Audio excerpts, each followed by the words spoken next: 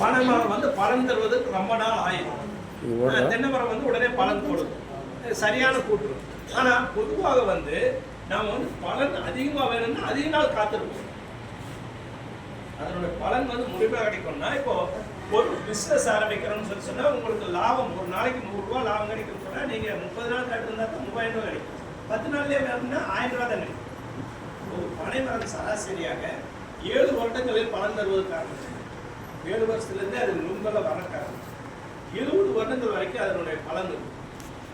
அப்போ நம்ம பனை மரத்தை வந்து சரியா நம்ம கவனிக்காம, நம்ம ரெண்டாவது நம்ம தமிழ்நாட்டினுடைய தேசிய மரம் தயவு செஞ்சு எங்காச்சும் பஞ்சாயத்துகளில் பனை மரம் போதுன்னா யாராச்சும் வெட்டுறதுக்கு அனுமதி கொடுத்துடாதீங்க. அனுமதி கொடுத்தா அது மிகப்பெரிய குற்றமாயிடும். பனை மரத்தை வெட்டக்கூடாது, புரிஞ்சு பனை மரத்தை வளர்த்தலாம் இல்லையா? அதே மாதிரி இன்னைக்கு சர்க்கரை வியாதி இல்லாதவங்க யாருமே இல்லை. மேக்சிமம் எல்லாத்துக்குமே இருக்கு, 98% இல்லையா? நாம ரேஷன் கடையில் போய் சர்க்கரை இல்லைன்னு சொல்ல சங்கடப்படுறோம். ஆனால் அதே டாக்டர் போயிட்டு சர்க்கரை இல்லைன்னு சொன்னா சந்தோஷப்படுறோம் இல்லையா?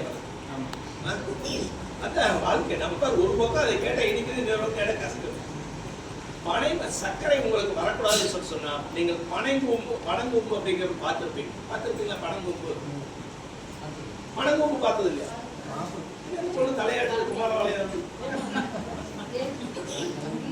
பனங்கூம்பு பார்த்தது இல்லையா?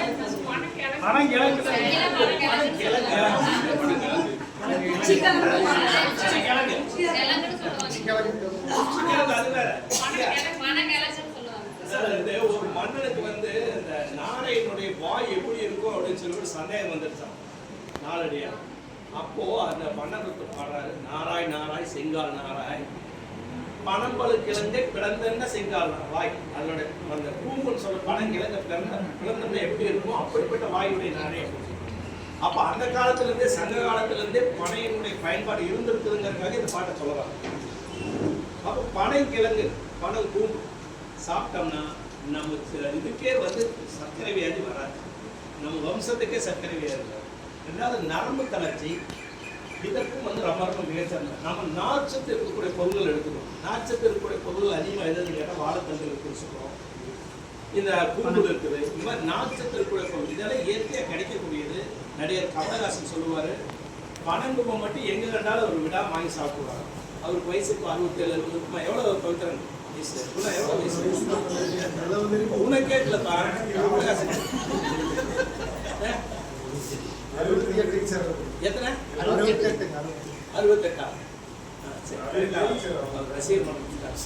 சரி, அவன் நம்மளை விட பெரியவர். அது ஒருத்தர் சந்தேகம் இல்லை. அவரோட பெரியவர் யாராச்சும் இருக்கிறீங்களா?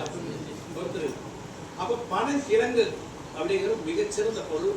அது என்ன செய்யணும் அப்படின்னு சொன்னா பனங்கிழங்கு. நம்ம அதே மாதிரி ஒரு காலத்தில் பஞ்சம், தமிழ்நாட்டில் பஞ்சம் ஏற்பட்டப்போ பனம் பழத்தை தான் சாப்பிட்டாங்க.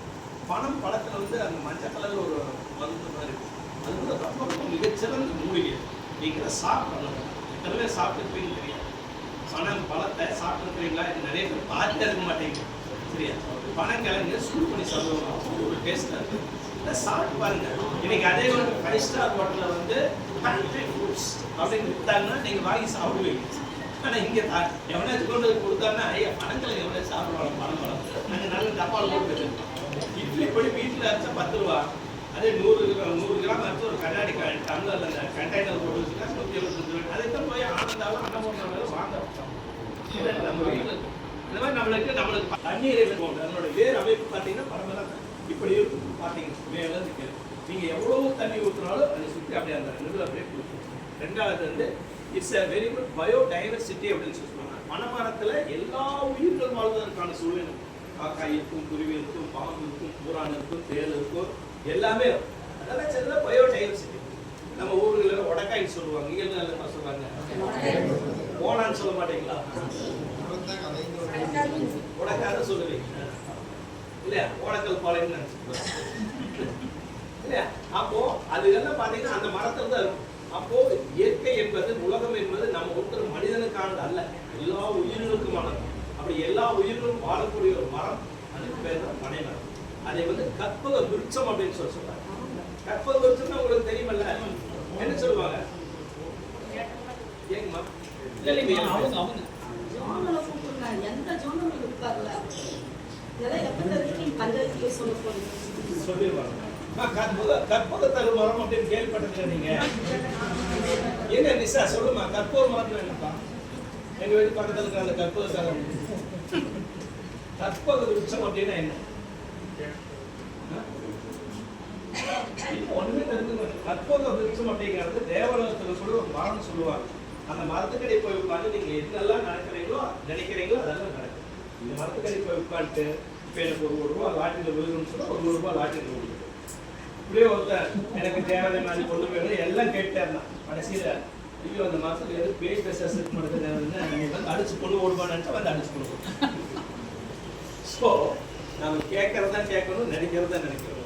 அது மாதிரி இந்த பனை மரத்தை வந்து கற்பூர விருட்சம் அப்படின்னு சொல்லி சொல்லுவாங்க. என்னன்னா அதுல எல்லா பொருளும் பயன்படுது. தென்னை மரமா இந்த தென்னை மரத்துல எந்த பகுதி பயன்படுத்தாம இருக்குது? தென்னை ஓலை பயன்படுது, தென்னை நார் பயன்படுது, இளநீர் பயன்படுது, தொட்டி பயன்படுது. அதே மாதிரி பனை மரம். நான் ஒரே ஒரு விஷயம் பனை மரத்தில் ஒதுக்குறதுக்காக அன்னைக்கு பனை மரத்துல இவ்வளவு பணம் வளர்ந்து விஷயங்களுக்கு பயன்படுது. மயிலர்களை விசிறிசப்பி வச்சு பார்த்துருக்கீங்களா? அந்த காலத்துல பெரிய பெரிய அரசர்கள் தேவர்கள் இந்த காலத்துல டிவியில சொல்றது அந்த மயிலர்கள் வச்சு தான் வீசிட்டு இருப்பாங்க இல்லையா? அதுக்கு 2 தேவதை பக்கத்தில் இருப்பாங்க.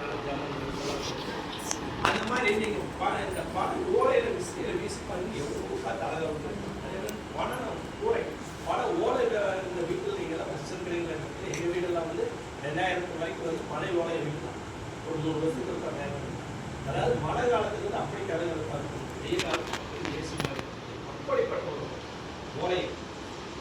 அந்த மாதிரி இதெல்லாம் நீங்கள் வந்து என்ன செய்யணும்னா நம்மளுக்கு இறங்கில் ஏதோ பரவாயில்ல இருக்கிற பகுதியில் இந்த வாழ்க்கையில் 2 பணமரங்களாக இருக்கணும். ஒவ்வொரு